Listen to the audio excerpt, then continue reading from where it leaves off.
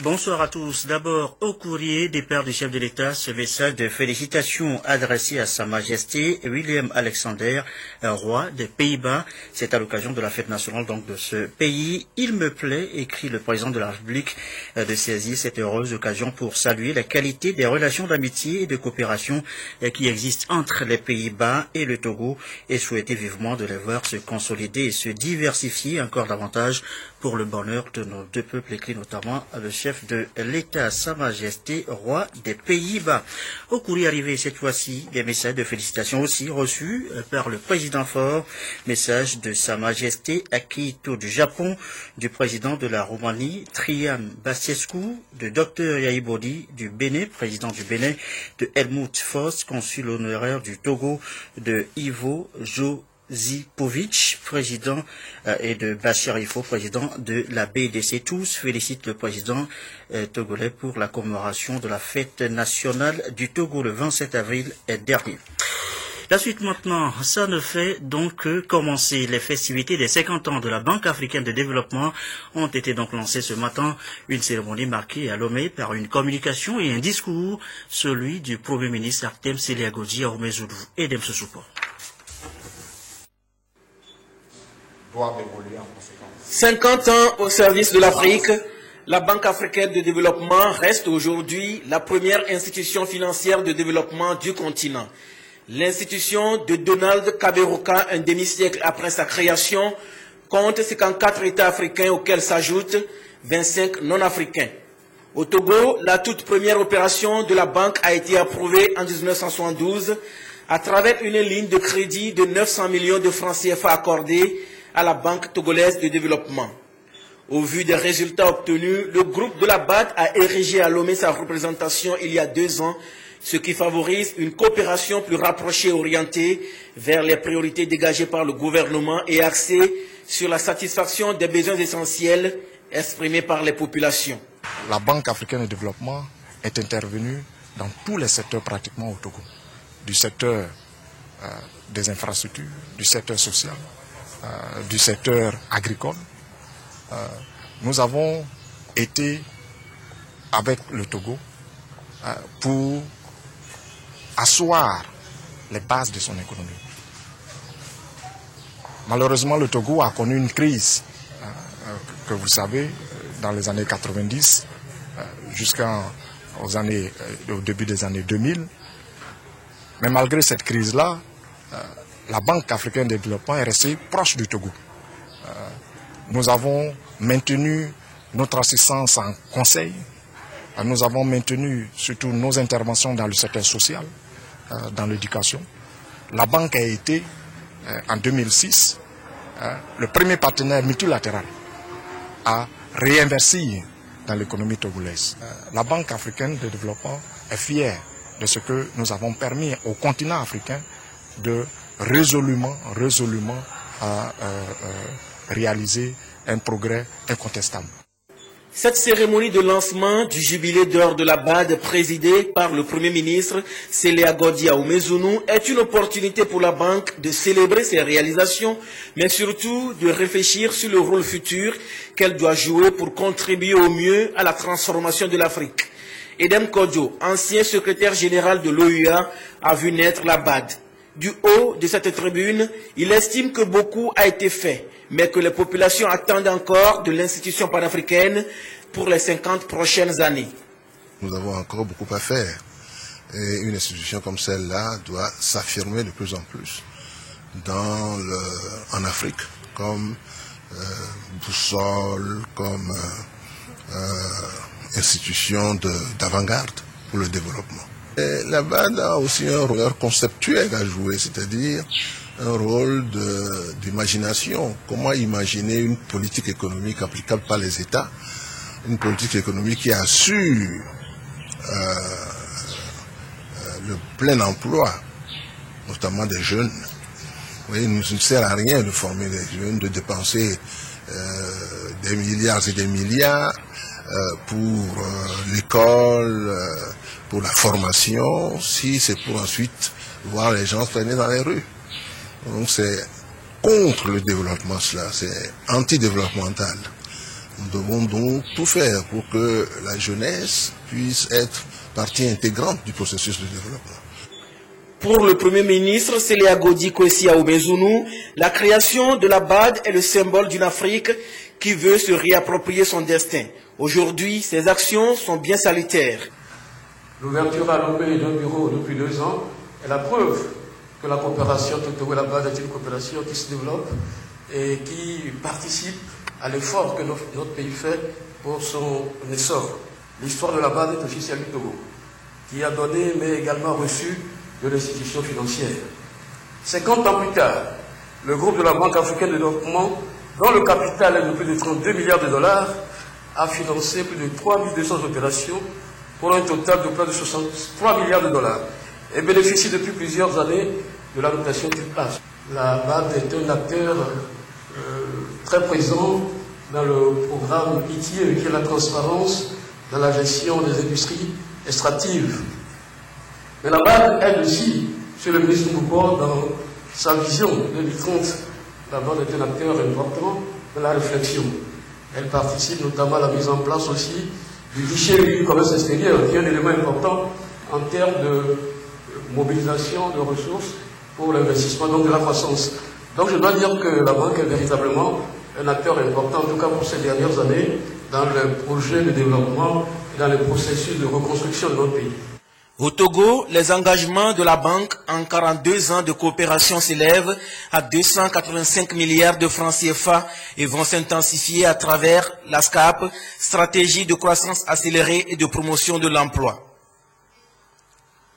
On a écouté un aperçu tout à l'heure avec le Premier ministre. 50 ans déjà que la Banque africaine de développement est au service donc du continent, du Togo aussi précisément. Ses actions sont multiples et participent, on l'a entendu tout à l'heure, au développement de notre pays. On verra tout à l'heure avec Armel Madjin-Akakpo la réalisation de la BAD au Togo. Nous y reviendrons tout à l'heure. Et la Banque africaine de développement est l'un des partenaires de l'économie togolaise qui s'enrichit avec un nouveau projet au développement du secteur privé. 1000 micro-entrepreneurs viennent de recevoir une formation. Dans le cadre de ce projet, leurs prestations devraient s'améliorer et contribuer à booster les activités dans le secteur informel. Firmé à Djaré. La perspective d'un développement économique durable et inclusif a pour finalité de donner au secteur informel toute sa place dans le tissu économique. Telle est la préoccupation du gouvernement togolais qui s'est engagé dans un vaste chantier de réformes visant surtout la promotion du secteur privé. Et là encore, une bonne place est accordée à l'entrepreneuriat. Dans cette logique, 1000 micro-entrepreneurs du secteur informel ont été formés pour améliorer leur capacité de gestion en vue d'accroître leur performance économique et leur aptitude à créer leur propre emploi. Ces micro-entrepreneurs disposent désormais d'une culture entrepreneuriale. La formation m'a apporté beaucoup de choses parce que sur le plan de mes activités, je n'ai rien fait, je n'ai pas de programme. Je faisais tout comme je voulais. Et il n'y avait pas de plan ou bien de programme sur mes dépenses. Je dépensais comme je voulais. Je dois être une femme entrepreneur active et dans l'avenir, je vais montrer à nos formateurs et à ceux qui ont initié ce programme qu'ils sachent qu'ils ont formé des entrepreneurs actifs. Les enseignements nous ont vraiment révolutionné et nous comptons réellement les mettre en pratique pour devenir de grands entrepreneurs. Deuxième composante du projet d'appui au développement du secteur privé, PADSP, cette formation est axée sur la vision à moyen et à long terme dans la création et la gestion des projets entrepreneuriaux. C'était également d'aider les entreprises du secteur informel à être moins vulnérables. Donc à travers une sensibilisation aux techniques de gestion, techniques et outils au niveau de la gestion pour mieux gérer l'entreprise, mais également pour les aider à développer personnel. La croissance de leurs activités. Et toutes nos excuses au passage pour la qualité, la qualité donc de l'élément sonore de cet élément. Un secteur privé togolais informel qui pourrait par ailleurs compter sur l'industrie textile et la mode en Afrique. Les réflexions sont en cours, initiées lors du salon Le Pagne en fête. Réflexion menée par promoteurs du pagne, stylistes, modélistes, venus d'ici et d'ailleurs, réunis tous hier à Lomé. Le compte rendu de Sylvain Raboudou. Depuis les années d'indépendance, 41 usines textiles ont été implantées au sein des pays de l'UMOA, dont 20 sont aujourd'hui au ralenti à cause des défis technologiques. Parmi ces éléphants blancs, l'industrie textile de Dacha au Togo, qui fournissait à l'époque 2 millions de tissus pagne par an. Il est question aujourd'hui de réfléchir à remettre en selle toute la filière de production et de transformation afin d'envisager de nouvelles perspectives. Ce qui justement a mobilisé ces promoteurs de pagne pour des échanges sur la question. On a voulu faire cette réflexion interactive pour se fixer comme cap la renaissance dans notre pays, le Togo, de l'industrie textile.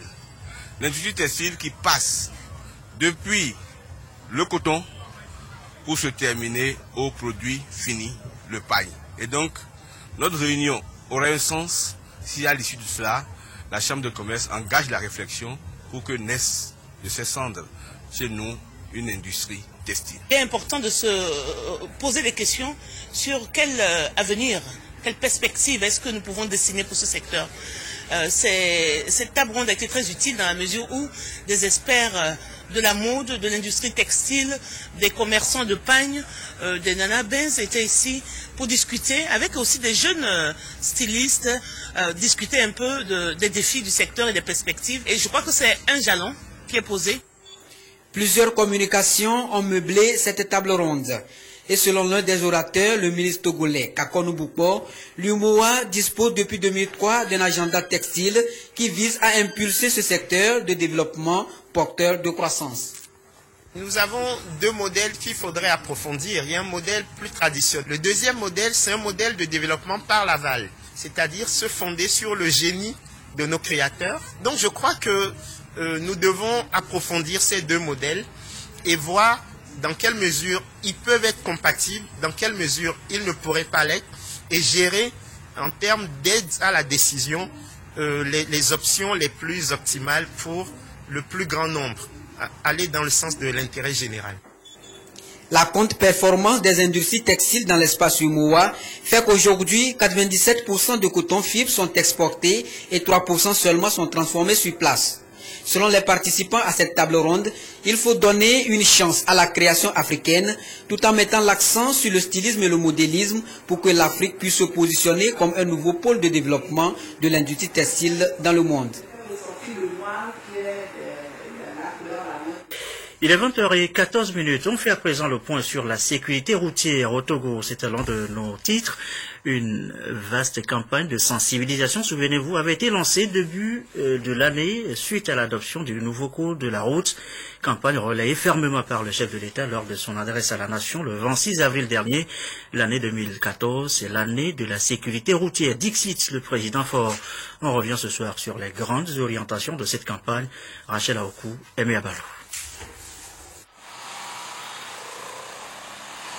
Lomé, boulevard Jean-Paul II. L'équipe numéro 1 de la force spéciale chargée de la sécurité routière s'active sans sévir. Les agents sensibilisent sur le respect du code de la route. Port de casque, de la ceinture de sécurité et interdiction formelle de téléphoner au volant. Le défi est de taille. Au Togo, les accidents tuent plus vite que le paludisme et le sida. Le chef de l'État a décrété l'année 2014, année de la sécurité routière. Les policiers combinent donc rigueur et patience pour gérer avec professionnalisme les diverses situations qu'ils découvrent.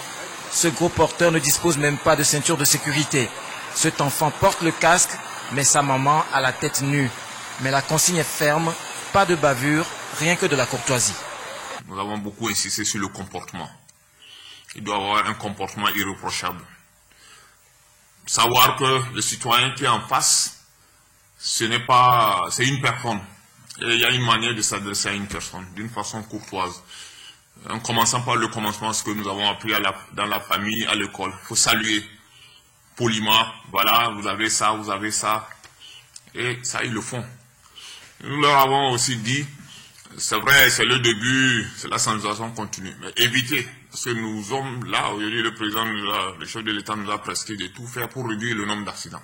Vous n'êtes pas là pour augmenter le nombre d'accidents. Quelqu'un qui est en faute, vous avez tous les moyens de le retrouver. La personne, peut-être sa moto est immatriculée, son véhicule est immatriculé, elle a violé le feu rouge, relevez le numéro. Ce n'est pas la peine d'engager une course-poursuite. Constat sur le terrain. À mon avis, c'est la première fois, en tout cas, vous m'excusez, que je vois les forces de l'ordre de sécurité intervenir, interpeller des citoyens avec la plus grande courtoisie possible. Il faut dire qu'ils le font très bien. Et maintenant, le problème, c'est que après cette campagne, il faudrait que ceux à qui le message est adressé puissent vraiment respecter ces conditions, cette situation, pour qu'on puisse éviter des accidents de circulation dans notre pays, le Togo. Depuis que moi je suis sorti, depuis lundi, je n'ai pas trouvé aucune manière mauvaise des soldats. Seulement, ils nous donnent des conseils de mettre la ceinture ou bien les gens de moto n'ont qu'à mettre les casques. Ils sont courtois. C'est leur travail, ils ont été toujours courtois. Certaines difficultés subsistent, mais l'optimisme est de mise pour l'atteinte des résultats escomptés. Nous donnons aujourd'hui beaucoup plus de chance à la prévention, à la sensibilisation pour amener les uns et les autres. À un moment donné, ça va se généraliser. Mais cela n'empêche qu'il y ait un ou deux irréductibles qui pensent qu'il faut toujours faire le contraire de ce que le groupe fait, ce qui n'est pas normal. Et ils demandent aussi bien aux éducateurs, que ce soit l'école, que ce soit dans nos villages, dans nos églises, dans nos mosquées, il faut que les premiers responsables aussi fassent de ces tests et les leurs en disant soit aux concitoyens, aux disciples, aux élèves, rien ne vaut la vie. Nous avons mis des numéros en circulation. Lorsqu'il y a des comportements que vous trouvez anormaux, il faut nous saisir pour qu'on puisse rapidement corriger. En effet, le 1260 et le 1261 permettent de signaler aux services compétents toute irrégularité constatée sur la route.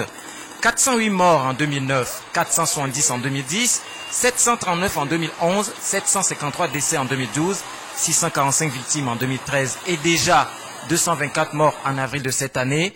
300 agents formés seront mobilisés sur l'ensemble du territoire pour repeindre en blanc ce tableau sombre. Pour l'instant, seules 14 équipes sont déployées à Lomé et ses environs à titre expérimental. Avis à nos téléspectateurs, sachez que votre chaîne, notre chaîne, la télévision togolaise, jouit pleinement désormais des droits de diffusion, de retransmission de toutes les compétitions organisées par la CAF, la Confédération africaine de football. Un accord de partenariat a été signé hier à Lomé entre le gouvernement togolais et le PDG de la chaîne LC2. Un reportage de Pierre Soussouko. Désormais, il n'y aura plus de restrictions de diffusion sur la TVT des compétitions de la Confédération africaine de football. Le gouvernement a fait le choix de mettre à la disposition de la jeunesse togolaise des compétitions sportives dont les droits étaient exclusivement gérés par la CAF. Et c'est à travers un accord de partenariat intervenu entre l'État togolais et le groupe LC2 Média. Aujourd'hui, par l'intermédiaire de LC2, la chaîne mère aura accès aux différents matchs contenus dans son package. Les deux parties ont fait le choix de travailler dans le sens du renforcement de l'unité africaine par le football. Bien évidemment, en tenant compte des réalités tant économiques que culturelles de chacun des 40 pays de l'Afrique subsaharienne de la zone de droit de LC2. Les parties procéderont à une gestion concertée des droits médias de 2015 à 2028. Je voudrais d'abord rendre hommage à la République togolaise, remercier le gouvernement, l'État togolais, à travers les ministres avec qui on vient de signer cet accord historique, et pour vous dire que quelque chose vient de changer dans la gestion du football africain, parce que l'État togolais et LC2 ont monté un partenariat qui devrait donc passer à l'industrie sportive pour les 41 pays de la zone d'Afrique subsaharienne, que ce soit la publicité qui vienne maintenant prendre la place des États dans le financement des droits en ce qui concerne le football africain. En conséquence, LC2 s'engage à trouver à la TVT les sponsors à l'international en vue de couvrir le montant des redevances qui auraient dû être payées par la TVT. Un partenariat fortement apprécié par la ministre de la Communication. L'intérêt, c'est l'intérêt de nos populations, des téléspectateurs, à qui nous voulons par cette occasion offrir l'accès à la retransmission des différents matchs, surtout en période notamment de la CAN, par exemple. Nous savons le rôle que joue le football, notamment dans nos sociétés. Il y a beaucoup de téléspectateurs qui affectionnent ce sport. Il était donc important que l'État puisse accompagner la télévision togolaise afin d'offrir à nos téléspectateurs l'occasion donc de profiter et de jouir pleinement des différents matchs qui seront diffusés à ces occasions. Au menu du package, plusieurs compétitions dont la Coupe d'Afrique des Nations, le Championnat d'Afrique des Nations, la Ligue des championnats de la CAF, la Coupe de la Confédération de la CAF, la Super Coupe de la CAF et le Championnat africain des jeunes. Infomédia encore, le CONAP, le Conseil national des patrons de presse, a un nouveau bureau élu, vous le savez. Ces nouveaux responsables ont été officiellement présentés ce mardi aux autorités togolaises. On note par ailleurs cette rencontre avec les patrons des radios de 5 régions du pays. Nous y reviendrons. Nous évoquons en début de journal le 50e anniversaire de la Banque africaine de développement. Le Togo, notre pays, a célébré, lui, le 54e anniversaire de son accession à l'indépendance dimanche dernier. 54 ans après, où en est-on avec le chantier de la réconciliation des droits de l'homme? Voilà cela dans ce dossier de la rédaction, dossier signé Essoram Théotéou.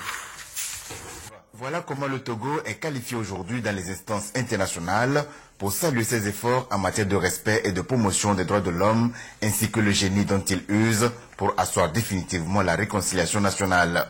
Ces honneurs bien mérités valent leur pesant d'or.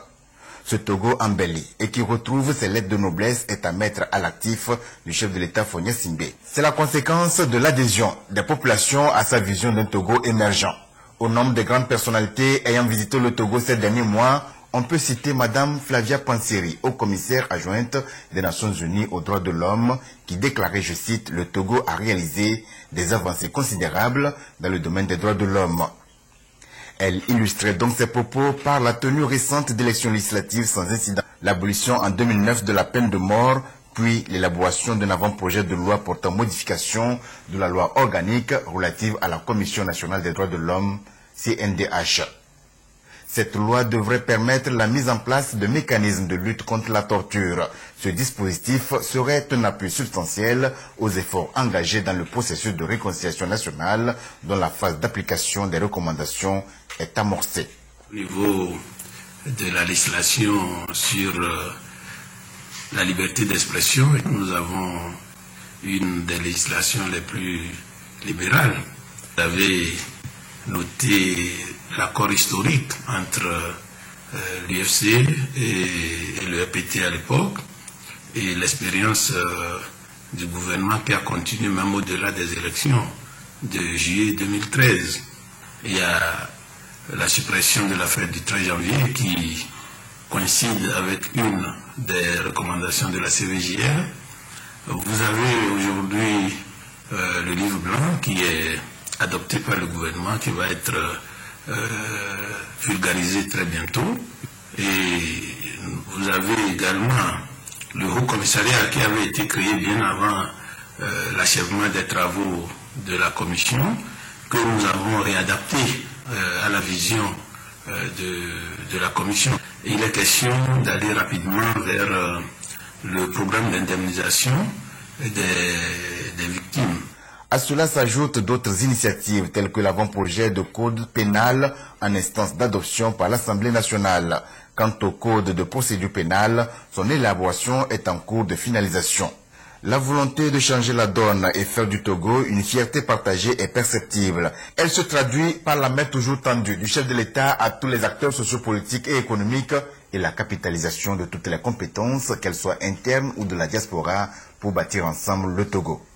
Autre avancée significative, la révision du code des personnes et de la famille et l'introduction de la parité genre dans le code électoral. Une loi sur les violences faites aux femmes, y compris la violence domestique, est souhaitée et devrait être élaborée pour compléter cet arsenal juridique. Il est attendu également du gouvernement de meilleure protection et promotion des droits économiques, sociaux et culturels et une loi sur la détention, incluant le volet réinsertion pour décongestionner le milieu carcéral au Togo. Ce sont là, entre autres défis, en passe d'être relevés. J'allais dire plutôt défis déjà relevés au pays de Fonia Simbé, pays qui se veut un havre de paix où la vie en parfaite symbiose caractérise le quotidien des Togolais. Un mot de politique intérieure. Le nouvel engagement togolais, le NET, célèbre ses 2 bougies d'existence. À l'occasion, cette formation politique a tenu à son siège à Gagnevé une conférence de presse. C'était vendredi dernier. Le compte rendu Solange Koulou, Firmin Adjinari. Le nouvel engagement togolais NET célèbre ses 2 ans d'existence. Les membres de cette formation politique se sont retrouvés pour échanger sur les enjeux de la vie politique au Togo. Le NET a été porté sur les fonds baptismaux le 26 avril 2012. L'année dernière, on avait marqué aussi l'événement par une conférence de débat. Aujourd'hui, nous avons pensé qu'il était important de faire une conférence de presse. Lors de cette conférence de presse, on a présenté 3 éléments. Le premier, c'est la vision du NET par rapport aux enjeux politiques actuels. Et nous sommes revenus sur un document dont on a parlé un peu dans la presse tout récemment, un document de stratégie politique qui a été produit par le think tank du NET. Nous avons pensé, eu égard aux fuites qu'il y avait déjà eu, nous avons pensé qu'il était important qu'on revienne sur ce document-là, qui présente un peu les enjeux politiques avec les possibilités que l'opposition pourrait utiliser pour gagner les élections à venir. Nous sommes aujourd'hui un parti qui devient incontournable dans le paysage politique togolais. Au cours de la conférence, le président du NET, Jerry Tama, a présenté également un rapport d'un document élaboré à l'issue des législatives de 2013. Un document dans lequel le président du NET a fait l'ébauche des processus électoraux au Togo. Il a en outre invité la classe politique de l'opposition à se définir la conduite à tenir pour le choix d'un candidat lors des élections présidentielles de 2015. Et quelques communiqués avant de boucler cette édition. Communiqué d'abord du ministre de la fonction publique, du ministre du Travail, de l'Emploi et de la Sécurité sociale, qui portent donc tous deux, qui portent à la connaissance des agents du secteur public et du secteur privé que la fête des travailleurs sera célébrée le jeudi 1er mai 2014. À cet effet, la journée de vendredi 2 mai 2014 est fériée, chômée et payée sur toute l'étendue du territoire national. Communiqué donc du ministre de la fonction publique et du ministre du Travail, de l'Emploi et de la Sécurité sociale. Autre communiqué ce soir, celui de la HAC. Suite à la parution le 23 avril 2014 du numéro 15 de l'hebdomadaire L'Agora du démocrate, nouvelle dénomination du journal Le Caméléon, la haute autorité de l'audiovisuel et de la communication, HAC, a reçu et écouté le lundi 28 avril 2014 le directeur de publication, M. Amevi Akiti. L'institution de régulation des médias entendait ainsi s'assurer de la régularité de parution du dit hebdomadaire créé le 24 mai 2004 sous le nom Le Caméléon et devenu le 7 novembre 2006 l'Agora du démocrate. Il ressort des échanges que le journal n'avait plus d'existence légale pour avoir cessé de paraître entre 2004 et 2011. En effet, sur 520 parutions auxquelles il est tenu durant 10 années d'existence, l'hebdomadaire n'a pu en assurer que 15. En clair, le titre est tombé dans le domaine public depuis 2011, perdant ainsi son existence légale, ce que la haute autorité a fait savoir au directeur de publication du journal.